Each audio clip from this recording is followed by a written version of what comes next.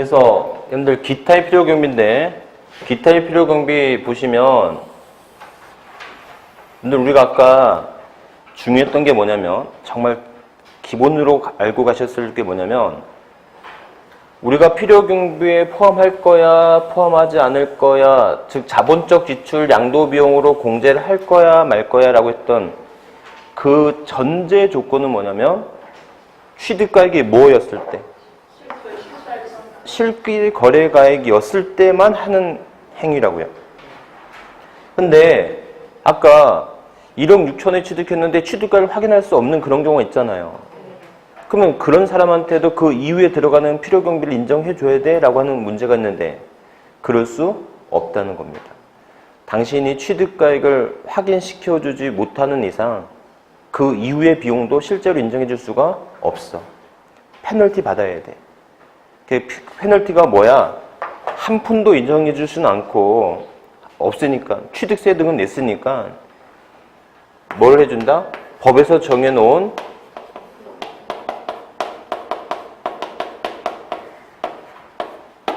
필요경비 무슨 공제다? 계산공제. 필요경비 계산공제를 해줘야 된다라는 거예요. 이해하셨죠? 그래서 필요경비 계산공제가 돼야지만 필요경비 계산공제가 되었을 때 뭐가 된다? 된다는 거예요. 필요경비 계산공제인데 이런 필요경비 계산공제가 법에서 정해놓은 거고 법에서 정해놨다는 것은 무슨 주의다? 열거주의가 되는 거예요. 이해하셨죠? 이렇게. 오케이? 네. 그래서 그 정도 개념들 기억하시면 되겠다. 그러니까는 그 내용의 페이지 85페이지에 필요경비 계산공제액 있죠? 여러분들 주의 네 번째. 그래서 오늘 두 번째 시간에 어려운 거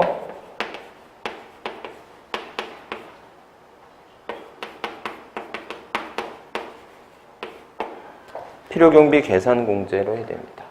이거 외우셔야 돼요. 그럼들 다시 한번요.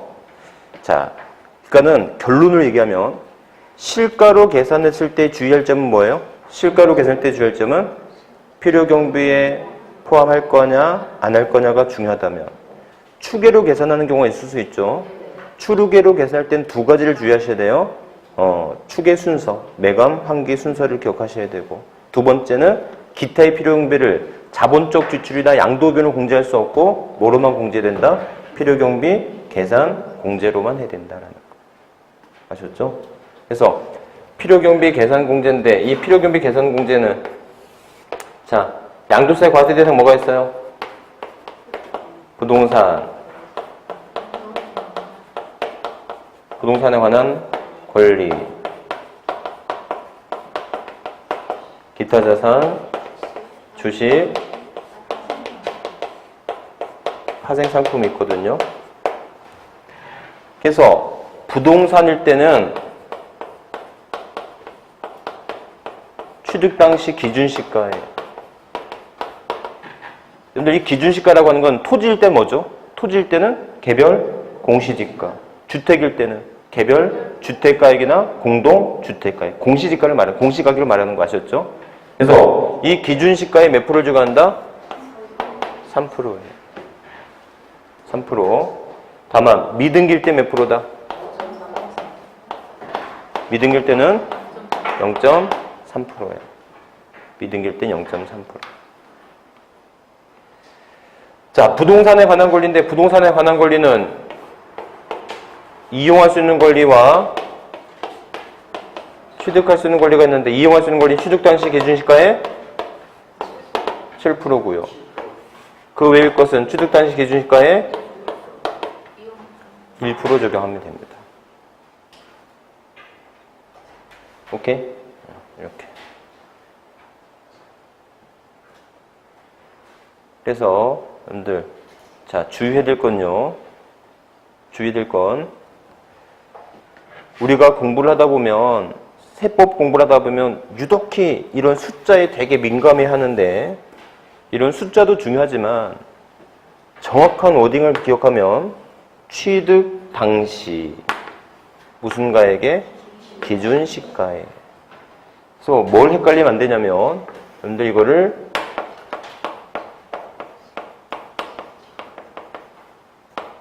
취득가액이라고 하면 안 된단 말이에요. 뭐예요? 취득 당시 기준 시가다. 취득 당시 기준 시가. 이해하시겠죠? 네. 어느 당시? 취득 당시. 취득가액이 아니란 말이에요. 그 다음에 뭐예요? 3%, 7%, 1%인데 여기서 중요한 건 여러분들 이용할 수 있는 권리는 7%지만 취득할 수 있는 권리는 몇 프로다? 1%다. 요것만 좀 기억하시면 돼요. 부동산에 관한 권리가 다 3%, 7%가 아니란 말이에요. 부동산에 관한 권리 중 이용할 수 있는 권리가 7%, 취득할 수 있는 권리가 1%. 이해하셨죠? 이렇게. 그 다음에 미등기일 때 몇 프로예요? 0.3%. 이렇게 적용하면 됩니다. 여러분들 필요경비 계산공제를 이해하려고 하면 안 돼요. 아셨죠? 이거는 페널티로서 너가 그 이상의 비용이 들었어도 그 이상의 자본적 지출이 들었어도 인정해 줄 수가 없는 거예요. 아셨죠? 오케이? 그래서 여러분들 우리가 지금 양도 차익을 계산하고 있는데 양도 차익의 계산은 크게 두 가지가 있었죠. 뭘로 하는 경우? 실가로 하는 경우, 추계로 하는 경우. 아셨죠? 실가로 했을 때 포인트는 뭐예요? 필요경비에 포함할 거냐, 포함하지 않을 거냐. 추계로 했을 때 포인트는 매감환기 순서와 필요경비 계산 공제를 외워야 된다. 아셨죠? 이렇게. 그래서 보세요.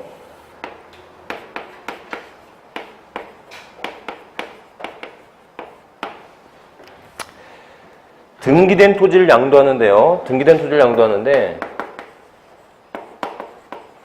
양도가액이 있고 취득가액이 있고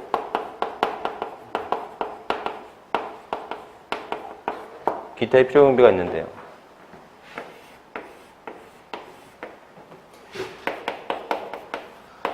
실가, 감정가액, 매매 사례가액, 기준시가가 있는데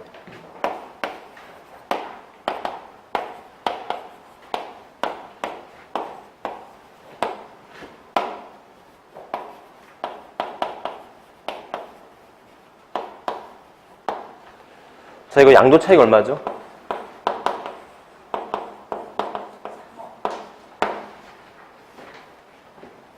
양도 차익은 3억? 설마 그렇게 간단하게 문제가 나올까? 응? 양도가액은 5억이죠? 취득가액은 2억이죠? 왜요? 매감 환기 순서니까. 오케이? 그럼 기타의 필요경비는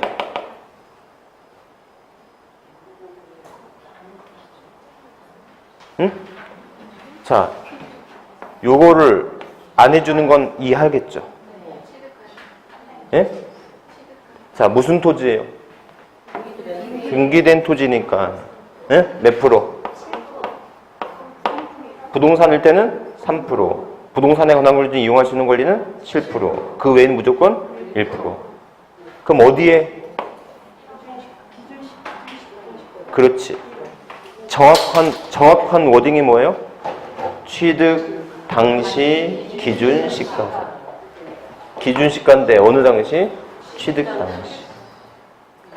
취득가액의 3%가 아니라. 취득가액의 3%가 아니라 취득 당시 기준 시가의 3%잖아요.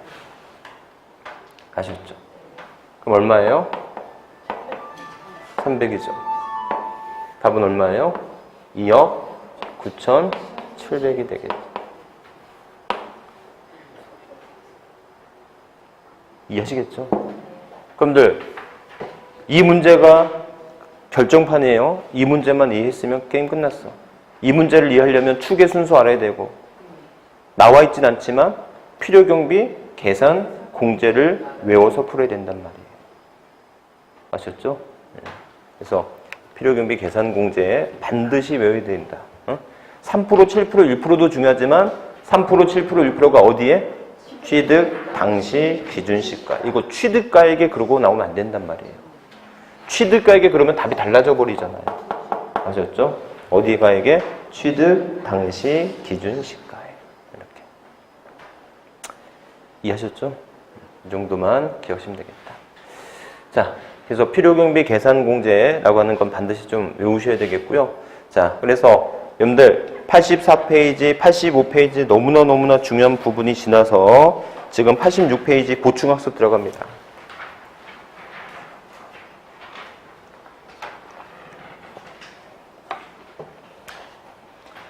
(86페이지) 보충학습 들어가요. 환산가액에 의한 필요경비 특례인데, 자, 옆에다가 한마디 써주실래요? 제목 옆에다가 특례라고 해서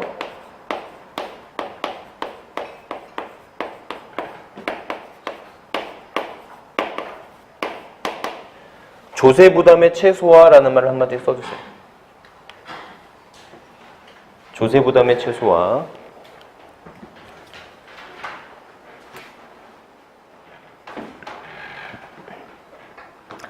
보시면 취득 당시 실질 거래가액을 확인할 수 없는 경우 추계 결정 경정에 의하여 환산가액을 취득가액으로 하는 실제 발생한 자본적 지출과 양도비용의 합계액과 환산가액에 의한 필요경비 계산공제 합계액을 비교하여 둘 중 큰 금액을 뭘로 계산할 수 있다? 필요경비로 계산할 수 있다. 자, 이게 무슨 말인가 하면, 자, 실제로 이게 3억이 드는 경우가 있었어요.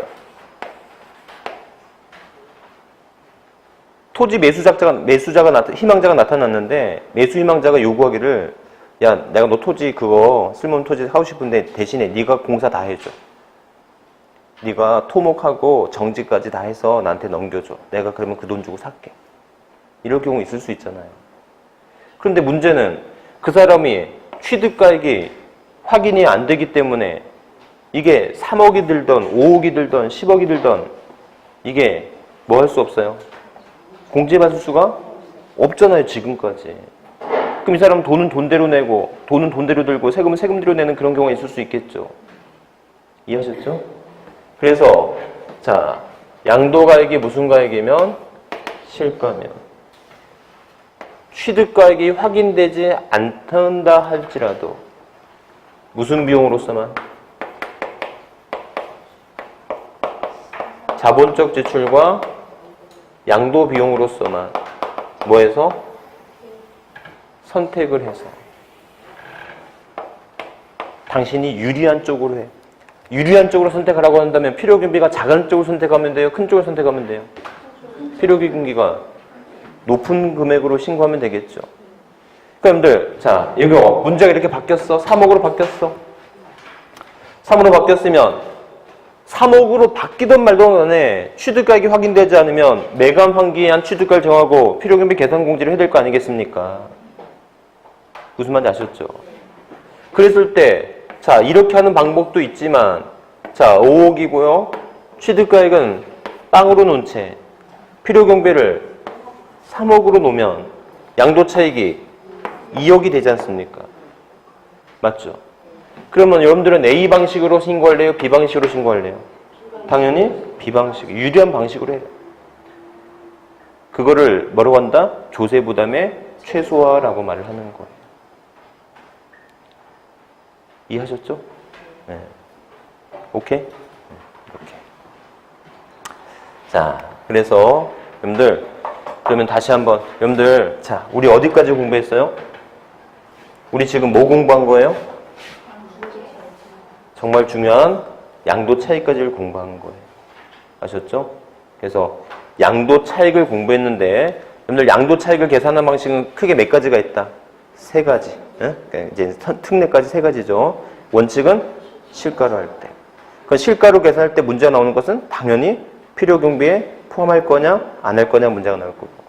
두 번째 추계로 계산하는 경우가 있죠. 추계로 계산해야 된다면 순서가 매감 환기가 있어야 되고, 이렇게 취득가액이 매감 환기가 적용되면은 필요경비는 기타 비용비는 필요경비 계산 공제로 해야 된다. 이때 필요경비 계산 공제는 부동산 할 때는 취득 당시 기준시가의 3%, 부동산에 관한 권리 중 이용할 수 있는 권리는 7%. 그 외의 모든 것은 1%다. 다만 미등기 때문에 몇 프로다? 0.3%가 한다. 그 다음에 세 번째, 특례적으로 조세 부담의 최소화가 될 수도 있죠. 그래서 취득가액을 인정하지 않는 채 자본적 지출 양도 비용으로서만 공제를 해도 당신한테 유리하다면 유리한 쪽으로 신고를 해라라는 거예요. 아시겠죠? 이렇게. 그래서 여러분들 자 어디냐면 요약지 83페이지 한번 가보실래요?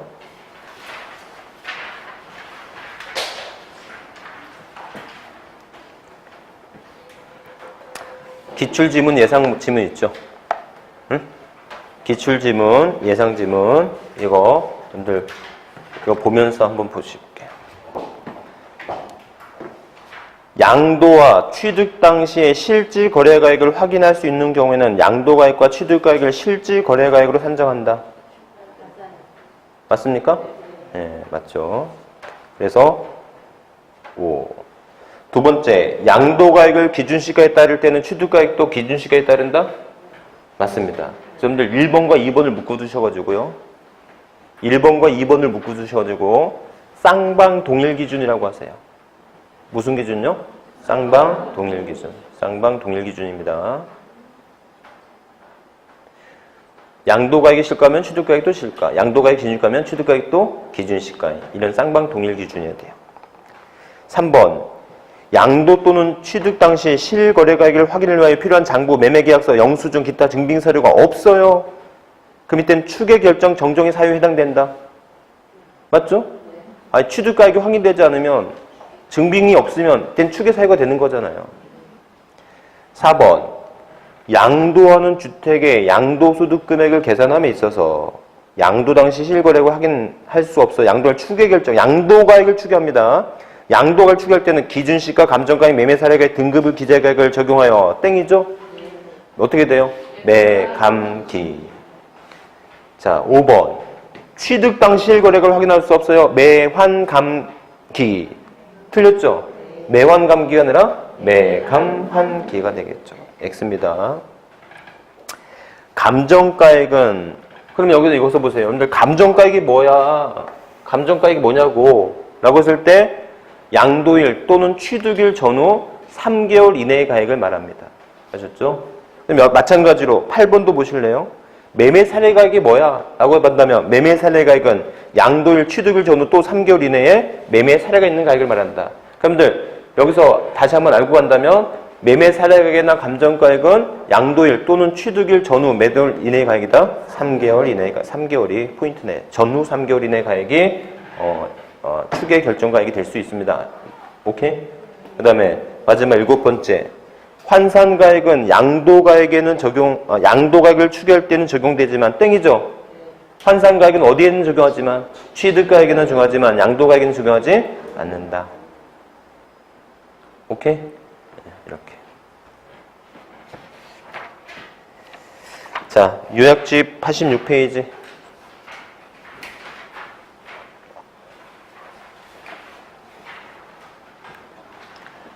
요약집 86페이지. 기출지문 및 예상지문이에요.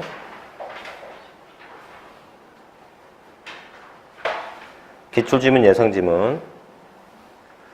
취득 시 법령의 규정에 따라 매입한 국민주택 채권을 만기 전에 법령이 정하는 금융기관의 양도로 발생한 매각차손 필요금에 해당한다? 맞죠? 채권 매각차손 필요금 인정한다는 거 맞죠? 두 번째. 자산을 양도하기 위해 직접 지출한 계약서 작성비용, 공증비용, 인지대, 소개비 등은 양도비에 해당한다. 오케이. 상속받은 부동산 등을 양도하는 경우 납부한 상속세는 양도차익 계산 시 필요경비로 공제받을 수 있다? 아니죠. 기억나시죠? 상속세, 증여세, 필요금비 인정받을 수가 없지만 뭔 인정받을 수 있죠? 취득세, 등록면허세 인정받을 수가 있었죠. 주택의 취득대금에 충당하기 위한 대출금의 이자 지급액은 필요경비에 해당한다? 대출금 이자 안 된다 그랬어? 네. 양도를 이용 편의 방 확장 공사비용 필요경비에 해당한다. 맞죠? 가치 증가나 내용연수의 증가는 자본적 인정한다 그랬죠.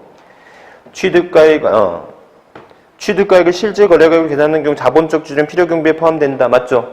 여러분들 자본적 지출이나 양도비용이 포함되는지 안 되는지는 전제 조건이 뭐예요? 실가예요. 실가. 취득가액을 실거래액으로 계산하는 게 됐고, 취득가액을 매매 사례가액으로 계산하는 경우 취득가액이 매감 환기가 된다면 뭘로 해라? 필요경비 계산 공제. 필요경비 계산 공제는 얼마예요? 취득 당시 기준 시가. 이때 기준 시가인데 토지의 기준 시가는 뭐예요? 개별 공시지가의 3%가 되는 거죠. 오케이? 8번째. 양도 당시 실질 거래가액이 10억 원이 1세대 1주택이 양도로 발생한 양도 차익 전부가 비과세된다. 아니죠? 여러분들, 자, 만약에 고가주택은 몇 억까지는 비과세고 9억까지는 비과세고 나머지 1억 초과에 되는 9억 초과되는 것에 대해서는 과세가 돼야 되겠죠. 오케이? 네. 그래서 여러분들 제일 어려운 부분 지나왔어요. 제일 어려운 부분 지나왔고, 자, 그래서 우리가 지금까지 어디까지 공부한 거예요, 여러분들? 지금까지 공부한 게 양도 차이까지 공부한 거죠. 아셨죠? 양도 차이까지 공부한 거고, 요약제 87페이지.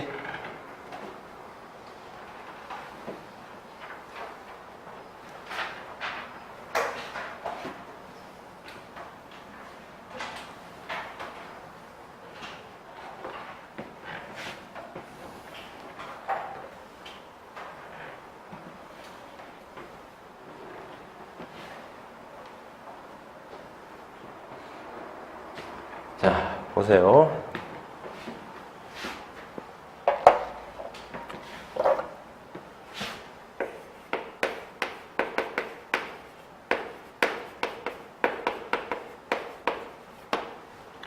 양도소득 금액이에요. 그러면 양도소득 금액은 어디에서 이제 양도차익에서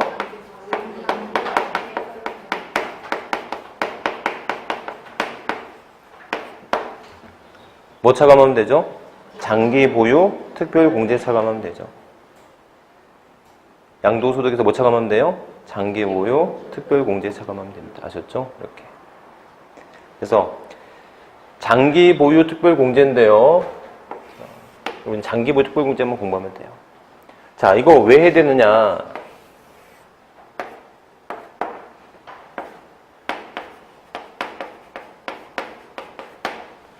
천에 취득해서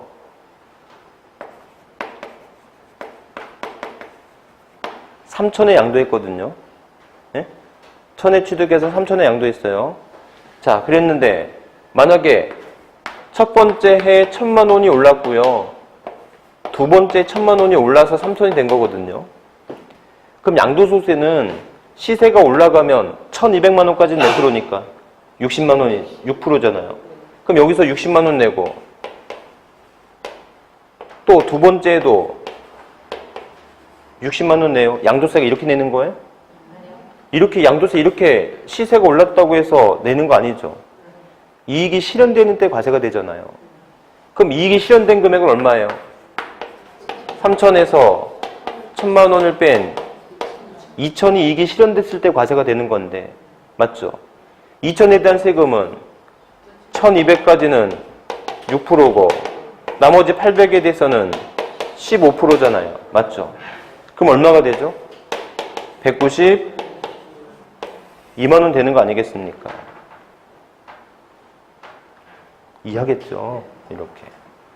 그랬을 때, 자, 이거 결과적으로 뭐가 된다? 이렇게 소득세를 매년 시세 오른 것만 과세를 한다면 세금 그렇게 비싸지 않을 거야. 근데 소득이 뭐 할 때?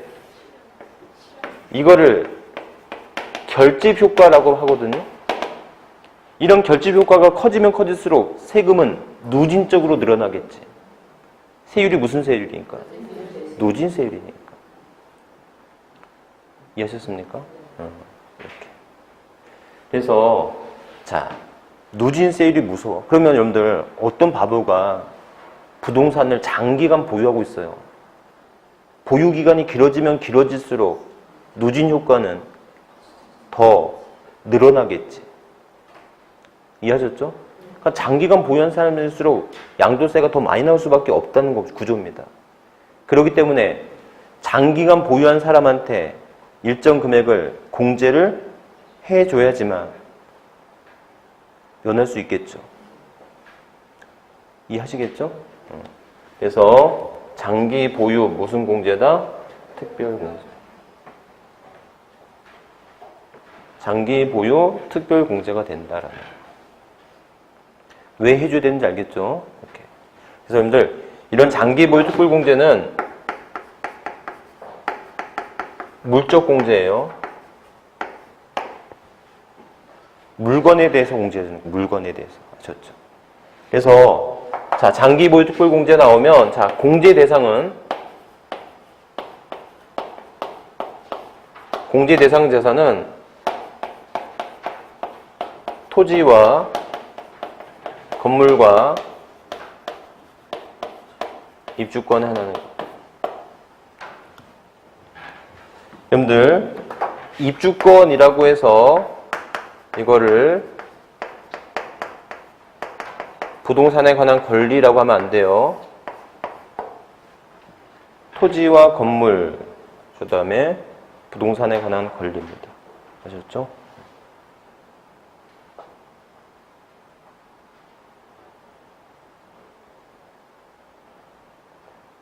토지와 건물, 그 다음에 입주권이 하나는 거 아셨죠? 그러면 장기 보유란 보유기간은 최소 몇 년 이상이어야 돼요? 보유기간은 3년 이상이어야 돼요. 보유기간은 3년 이상이 됩니다. 보유기간 3년 이상. 그 다음에 그럼에도 불구하고 공제 배제가 되는데 무슨 자산? 미등기 양도하고 그 다음에 자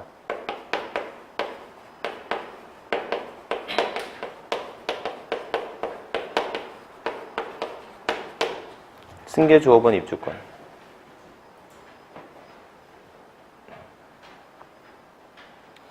오케이. 네 번째 공제 얘기예요.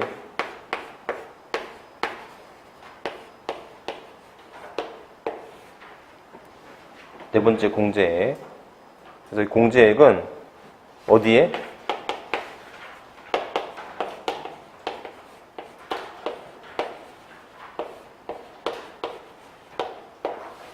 양도 차익의 공제율이에요. 어디에 공제율이라고요? 양도 차익에. 양도 차익의 공제율이 됩니다. 그래서 여러분들 시험 문제 나오면 99.9% 얘가 나옵니다. 우린 공제율에 신경 쓰는 것보다는 양도 차익에. 이거 시험 문제 어디에 나올 수 있어요? 양도 가액에 나옵니다. 양도 차익이 아니라 어디에? 양도 가액에.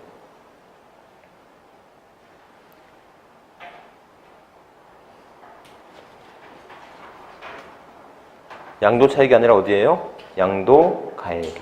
응? 양도 가액이 아니라 양도 차익에. 응? 꼭 주의하시고. 그럼 얼마 공제 줄 거야? 그 다음에 공제율이 중요한 거야. 아셨죠? 그래서 공제율은 일반 부동산일 때는 10%에서 최대 몇 프로예요? 30%. 이거 몇 단 외우면 된다고요? 그러니까 10년이건 15년이건 10년 넘어가면 이거는 10년 30%예요. 아셨죠? 대신에 3, 3은 10. 이거. 2에서 1세대 1주택으로 뭐가 되는 경우에는 1세대 1주택으로 과세가 되는 경우에는 여러분들 생각해 볼래요? 1세대 1주택을 2년 보유하면 원칙은 뭐가 되죠? 비과세가 되죠. 하지만 예외적으로 뭐가 된다? 과세되죠. 무슨 주택? 고가주택이고 고가주택은 9억 초과주택을 말하잖아요. 그런데 과세가 되는데 9억까지는 여전히 뭐가 되고 비과세가 되고 나머지 9억 초과분에 대해서만 과세가 되잖아요. 무슨 말인지 아셨죠? 그럼 이게 여러분들 3년 이상 보유 시 장택해줄 필요 있어요, 없어요? 안 해주겠지. 장택해줄 필요 없겠지. 왜? 비과세니까. 장특이라고 하는 게 있을 수가 없잖아요. 맞죠? 하지만 이렇게 9억 초과분에 대해선 과세가 되는 부분에 대해서는 3년 이상 보유 시 장기 보유 특별공제를 해주는데 그게 몇 프로에서 몇 프로? 24에서 최대 80%까지 준단 말이에요.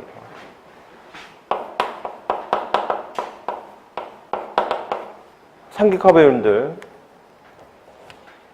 이게 뭐가 문제냐면 평택에 9억 넘는 주택이 있어요, 없어요? 없겠지? 없죠. 없습니다. 웬만해 9억 넘지 않죠. 서울 강남이나 이렇게. 그러니까 1세대 1주택 1세대 1주택으로 과세가 된다 하면 이거는 서민의 주택이 아닌 거야. 맞죠? 부자의 주택이란 말이에요.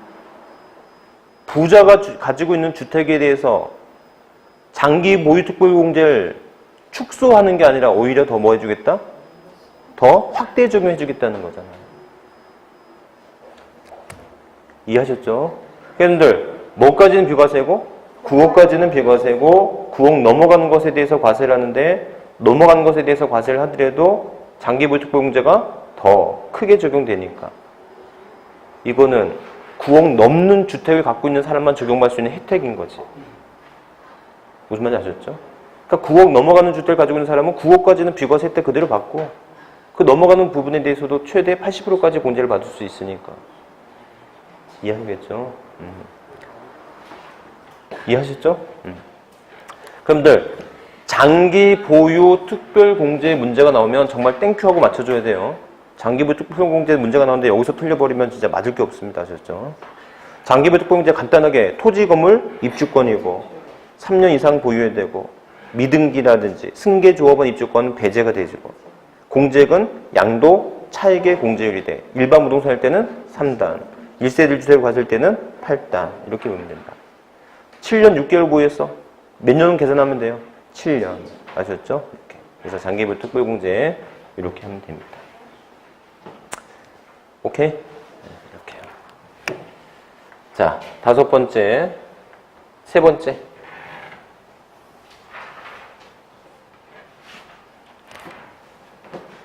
이제 마지막으로 뭐 공부하면 돼요?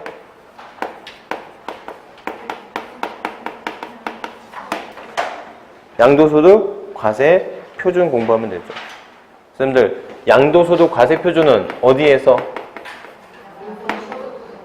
양도 소득 금액에서 뭐 찾아가면 돼요? 양도소득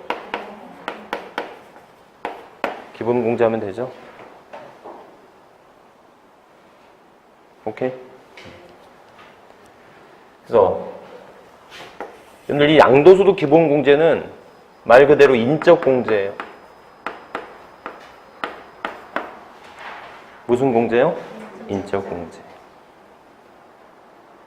양도소득 기본 공제는 인적 공제입니다. 아셨죠? 이렇게. 자, 그래서 여러분들 내가 토지를 5년간 보유했어요. 토지를 두 사람이서 5년간 보유했으면 그 토지에 대해서는 토지에 대해서 장기 보유 특별 공제를 5년에 걸친 장기 보유 특별 공제를 5년 곱하기 3%에서 15% 해주죠. 맞죠? 그럼 소득이 나올 텐데 이 소득 금액이 선생님하고 저하고 분배가 공동 소유라고 한다면 선생님도 250, 나도 250이에요. 그러니까 장기 보유 특별 공제는 물건에 공제를 해주고 그 물건에서 공제된 소득 금액이 나오면 그걸 소득 분배별로 나눠서 각각 얼마씩 공제해주면 된다? 250만 원씩 공제해주면 되는 거. 무슨 말인지 아셨죠? 이렇게.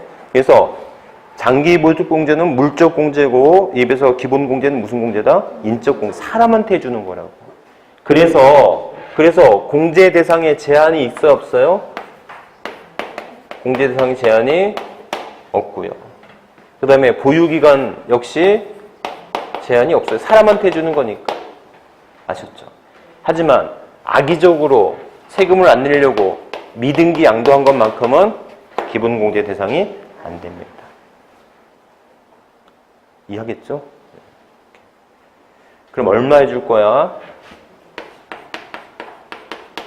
개인별, 소득별, 연 250만. 개인별이고 소득별이고 연 얼마가 된다? 250만 원. 개인별이며 소득별이며 연 250만 원 되는 거야. 아셨죠? 이렇게. 그래서 개인별, 소득별, 연 250만 원이다. 네? 여러분들 보시면 여기서 개인별은 아까 아시겠죠? 하나의 부동산에 여러 사람이 소유를 하더라도, 여러 사람이 공동 소유하더라도 그 소득 금액에 대해서 각각 개인별로 250만 원을 지는 거고요. 이때 연이라고 하는 것은 언제예요? 1월 1일서부터 12월 30일. 올해 양도한 물건이 없어. 그럼 기본공제 한 푼도 받지 못해요. 그러면 그 기본공제 250만 원 그냥 소멸하는 거야. 그리고 내년 1월 1일에 250일. 그럼들 부동산을 팔 때 같은 해에 두 개를 파는 게 좋아요? 각각 다른 해에 파는 게 좋아요? 각각 다른 해에 파는 게 좋죠. 왜? 합산도 안 되고 250만 원도 각각 받을 수 있으니까. 오케이? 자, 이렇게 되겠고요. 자, 여기서 중요한 건 무슨 별이다? 소득별이다.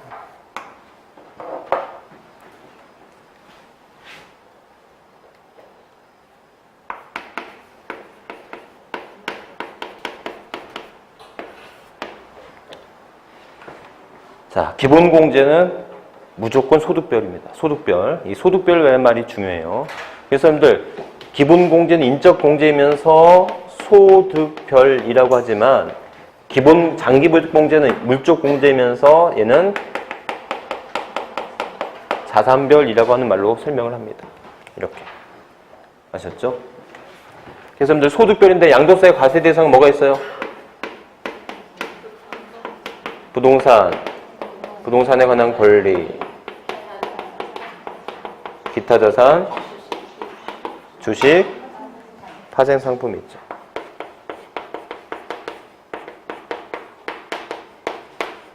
이렇게. 그래서 여러분들 소득별 그러면 여기고요. 주식이고요. 파생 상품이 있는 거예요. 그러니까 소득별은 몇 가지예요? 세 가지. 그래서 첫 번째 기본공제인데 국내 9개 해서 여기서 250, 여기서 250, 여기서 250. 9개 사는도 각각 또 받을 수 있어요. 그러니까 총 얼마 받을 수 있어요? 국내 자산에 대해서 750, 국외 자산에 대해서 750 이렇게 받을 수 있는 거예요. 무슨 말인지 아셨죠? 그러면 만약에 여기서 700, 여기서 200, 여기서 200이라고 한다면 소득 금액이 이렇게 생겼어요. 그럼 올해 받을 수 있는 총액은 얼마죠? 아니지. 450이지. 왜? 여기에서 250 받을 수 있죠. 여기서는 200 받을 수 있는데 50만 원 못 받았어. 이걸 여기서 추가로 받을 수 있다 없다? 없다. 무슨 별이니까? 소득별이에요. 그러면 양도세가 같은 양도세가 아니야. 부동산 양도세 따로, 주식 양도세 따로, 파생상품 양도세 따로야. 이 세금의 세금은, 세 가지 세금은 합산되지 않아. 별개의 세금인 거야. 같은 양도세지만 서로 다른 양도세라고 보는 거야. 아셨죠? 그래서 소득별이랑 부동산 등, 주식, 파생상품 이렇게 세 가지 소득별로 구분한다라는 거. 아셨죠? 근데 여러분들 이런 소득별이라고 하는 게 여러분들 또 어디서 배웠었냐면 기억나세요? 취득시기 의제에서도 소득별로 했었어요. 토지 등에 대한 취득시기 의제 언제였어요? 85년 1월 1일. 주식일 때는 86년 1월 1일. 파생상품일 때는 응? 없었어요. 네? 없었어요. 자, 또 하나. 여러분들 예정신고 납부가 있거든요. 예정신고 납부 있었던 거 아세요? 그래서 언제까지는 양도일이 속하는 달에 말일부터 2월이었잖아요. 주식일 때는 양돌이에 속하는 분기의 말부터 2월 이내였던 거 기억나시죠? 파생상품 예정신고납부제도가 없어요. 이렇게. 이렇듯 세금의 계산이나 또는 신고납부도 다 무슨 별로 이루어지고 있다? 소득별로 이루어지고 있다라는 거. 소득별로. 오케이? 네, 이렇게. 정말 이해하셨죠? 그래서 이렇게 보시면 되는데 또 하나 여러분들 어디를 가냐면 요약집 88페이지인데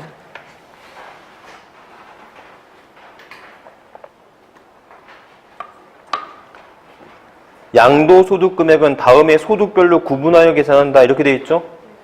이 경우 1의 결손금은 2와 3의 소득금액과 통산하지 아니한다. 여러분들 이런 거예요. 하나 더 소득별로 하는 게 결손금의 통산이 있거든요. 결손금의 통산인데 자 여러분들 무슨 말인가 하면 내가 이번에 부동산을 잘못 눌려서 손실 1,000원을 봤어요. 근데 다행히 분양권에서는 500원 이익을 봤어. 주식에서는 300원 이익을 봤어요. 그럼 이렇게 결손금 손해를 봤을 때 손해는 무시하고 이익만 과세한다면 이건 너무 놀부심부 아닙니까? 맞죠? 그래서 이 손해는 같은 소득 내에서는 이걸 뭐 할 수 있다? 통산해요. 그러니까 이거 과세 안 하는 거지. 그래도 결손이 얼마 남았어요? 500원 남았는데 이 나머지 있는 결손금은 다른 소득과 통산할 수 있다 없다? 없다는 말이에요. 서로 별개의 세금이란 말이에요. 별개의 세금. 그걸 무슨 별이라고 한다? 소득별이라고 한다. 이해하시겠죠? 네. 그래서 여러분들 자 우리 요약집 89페이지에 있는 기출지문 한번 볼까요? 기출지문 양도차익은 양도가액에서 장기 보유 특별공제액을 공제하여 계산한다. 왜 X예요? X죠? 양도차익은 양도가액에서 필요경비를 공제하는 거지. 양도소득금액은 양도차익에서 장기 보유 특별공제를 공제한 금액으로 한다. 예? 맞죠? 장기 보유 특별 공제액은 양도차익의 보유기간별 공제를 곱하여 계산한다. 맞죠? 양도차익의 공제율이잖아요. 네 번째, 장기 보유 특별 공제는 등기된 토지 건물 조합원 입주권, 조합원으로부터 취득한 것은 제외로서 보유기간이 3년 이상인 것에 대하여 적용한다. 오케이. 미등기 양도자산에 대해서는 장기보유 특별공제 적용이 배제된다. 1세대 1주택에 해당하는 등기된 고가주택을 양도한 경우 장기보유 특별 적용이 배제된다. 아니죠. 1세대 1주택 고가주택이라 할지라도 장기보유 특별공제가 오히려 확대 적용되잖아요. 양도 당시 실거래가 10억 원인 법정 요건 충족한 등기된 1세대 양도인 경우 양도 차익에 대한 최대 100분의 80의 보유기간별 공제를 적용받을 수 있다. 맞죠? 확대 적용하는 거니까. 1세대 1, 2주택을 3년 이상 보유한 경우 등기된 주택을 양도한 경우 장기보유 특별공제 받을 수 있다. 맞죠? 근데 장기보유 특별공제가 안 되는 건 왜 안 돼요? 장특이 안 되는 건 미등기 양도이거나 승계조합원이 입주권일 때만 안 되는 거지. 다주택자, 비사업용 토지 다 된다고요. 이해하셨죠? 아홉 번째. 장기 보유 특별공제 계산 시 소득세법에 따른 이건 나중에 바로 뒤에 할 거고요. 10번. 등기된 비사업용 토지를 양도한 경우 양도세 기본공제 대상이 된다. 아셨죠? 미등기는 미등기만 빼놓고 다 해주잖아요. 구개주택의 양도시 연 250만 원 양도소득 기본공제를 적용받을 수 있다 없다? 있다. 구개주택도 기본공제 받을 수 있다. 2주택을 연도를 달리하여 양도했어요. 그러면 어떻게 된다? 각각 250만 공제받을 수 있죠. 자, 그 다음에 양도세 과세된 국내 소재에 등기된 토지와 건물을 같은 연도 중에 양도했어. 그렇다면 이때는 어떻게 된다? 250만 원만 공제받을 수 있는 거고요. 그렇죠? 100분의 70의 양도세 수익률 미등기 양도세에 대해서는 양도소득 과세표준 계산 시 기본 공제는 적용되지 않는다. 맞죠? 이렇게. 좀 쉬었다가 계산 특례부터 할게요.